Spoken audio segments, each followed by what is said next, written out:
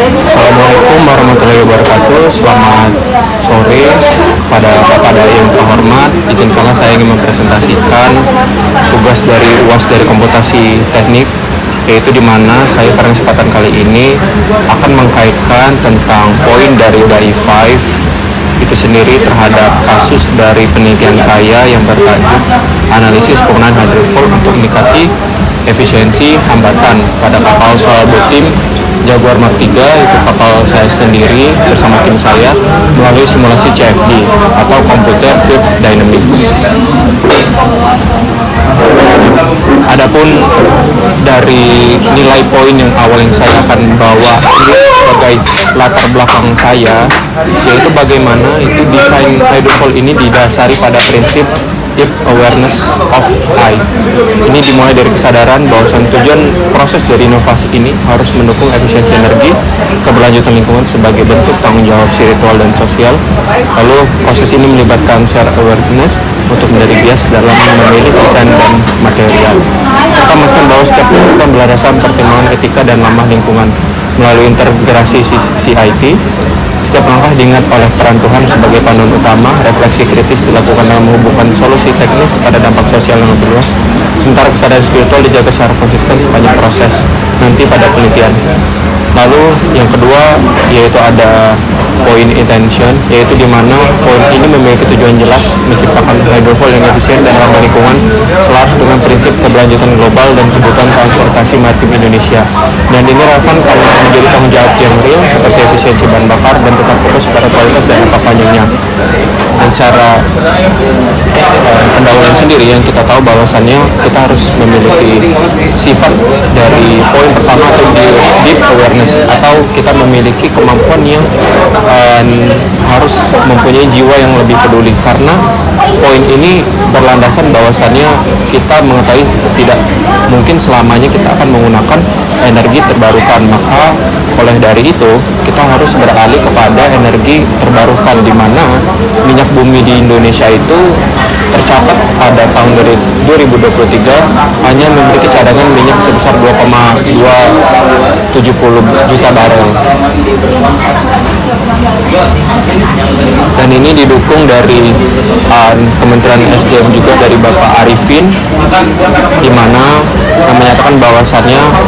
kita akan kehabisan minyak bumi sekitar 19,9 tahun dalam hitungan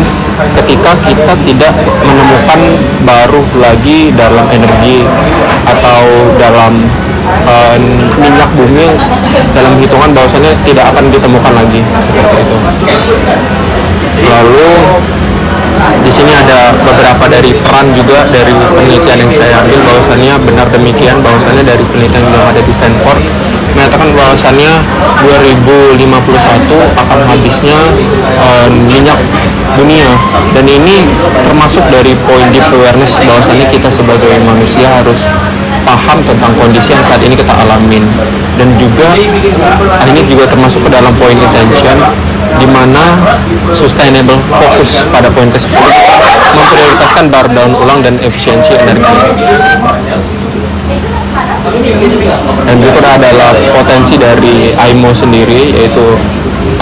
Organisasi Maritim Indonesia, di mana poin ini menyokupi ke 7 sampai ke 11 poin, di mana intention tadi yaitu adalah poin keberlanjutan, di mana kita harus mengurangi emisi gas rumah kaca, di mana yang bisa diredus sebanyak potensi, di mana bisa mencapai 0 dan mengurangkan suhu dari dunia ini sebesar 1,5 derajat Celcius dengan kita mengurangi efisiensi dari bahan bakar yang berbentuk seperti gas atau berbentuk seperti minyak bahan bakar dari bumi. Dan ini adalah gambaran di mana bahwasannya pada poin 17 yaitu use of data evidence, di mana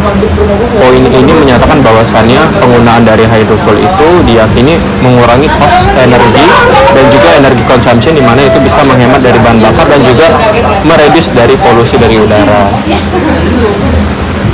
Nah, sebelum kita masuk ke poin desain dan juga batasan masalah, di sini saya menyinggung 3 nilai yang dibawa, yaitu ada initial thinking, mencakupi pemahaman mendalam terhadap masalah hambatan pada hydrofoil, termasuk analisis akar penyebab yang akan kita bahas pada poin selanjutnya. Dan juga ada nilai idealization, di mana ada solusi yang akan saya tawarkan yang jelas secara realistis, inovasi berdasarkan rumus fisika. Lalu ada tahap instruksi set, yaitu mencakupi laksa yang terstruktur dan komprehensif, mulai dari validasi, bagaimana saya memvalidasi bahwasannya penelitian saya ini relevan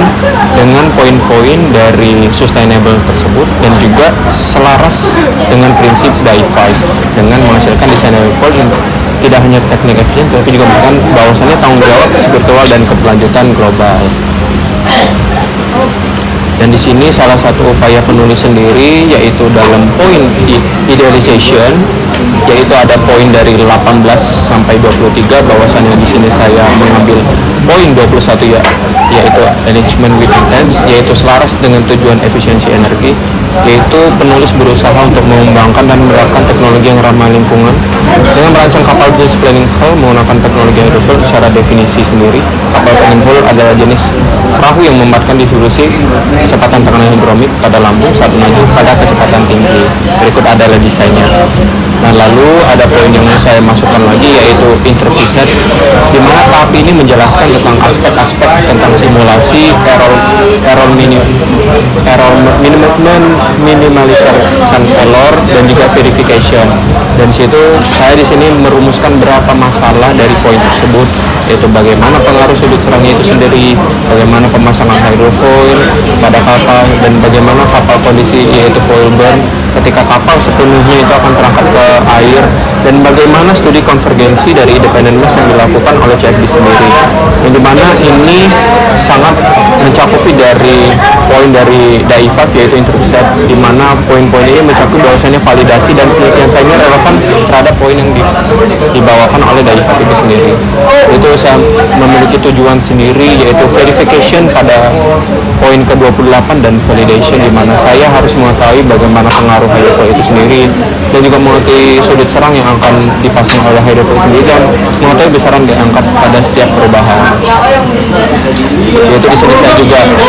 membataskan masalah ini juga relevan terhadap poin 31, yaitu communication dan effectiveness, di mana saya memasang batasan masalah agar tidak terlalu luas dan fokus terhadap penelitian yang saya akan bawa sendiri, yaitu dengan fokus dengan hydrofoil yang saya bawa, dan juga ada sudut-sudut yang saya hanya teliti beberapa yang saya yakinkan ini sudah cukup untuk menjadi bahan saya ketika saya meriset nanti, dan juga ada tipe hydrofoil sendiri dan juga kecepatan kapal.